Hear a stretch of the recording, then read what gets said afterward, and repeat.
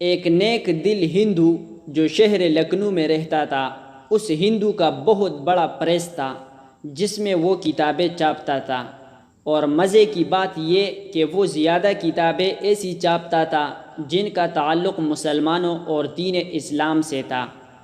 جب یہ کتابیں چھاپی جاتی تھی تو وہ ان لوگوں کے لباس اور جسم کو پاک رکھنے کا خاص انتظام کرتا تھا جو اس کے پریس میں کام کرتے تھے۔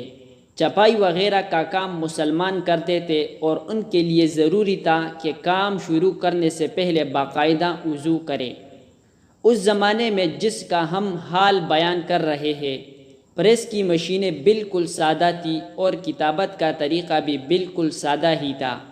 پیلے رنگ کے خاص کاغذ پر خاص قسم کی روشنائی سے کتابت کی جاتی تھی، اور پھر ان کاغذوں کو پتھر کے سلوں پر جما کر ان کا عکس لے لیا جاتا تھا۔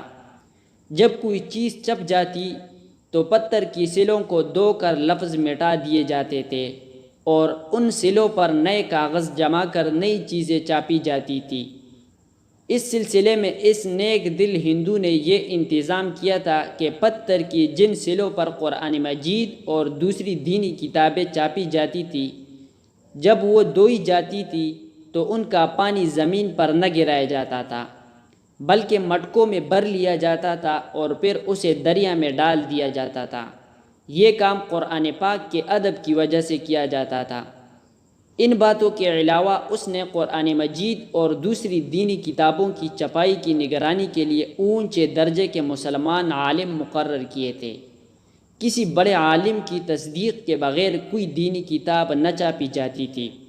اس ہندو تاجر کے نواسے نے بیان کیا کہ میں نے اپنے نانا جان سے سنا کہ جب اس ہندو کا انتقال ہوا تو اس کے مذہب کے مطابق اس کی چتا تیار کی گئی۔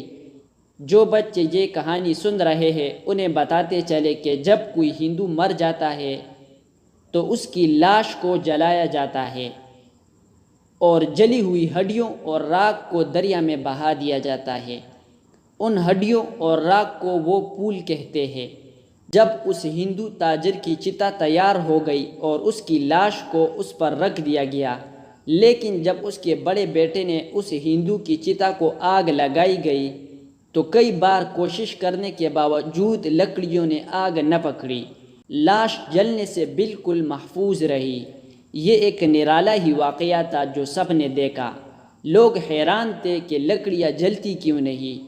جب سب اپنی سی کوشش کر کے تک گئے تو پنڈتوں نے فیصلہ کیا کہ لاش کو دریائے گومتی میں بہا دیا جائے۔ چنانچہ ایسا ہی کیا گیا اور اس نیک دل ہندو کی لاش آگ کے عذاب سے بچ گئی۔ اس وقت جو لوگ وہاں موجود تھے انہوں نے تو معلوم نہیں کیا سمجھا ہوگا، لیکن حقیقت یہ ہے کہ اس ہندو کو یہ برکت قرآن پاک اور دین اسلام کی کتابوں کا ادب کرنے کی وجہ سے ملی تھی۔ اس ہندو کا نام منشی نول کشور یعنی خوبصورت لڑکا۔ معلوم نہیں اب اس کا قائم کیا ہوا کتب خانہ موجود ہے یا نہیں۔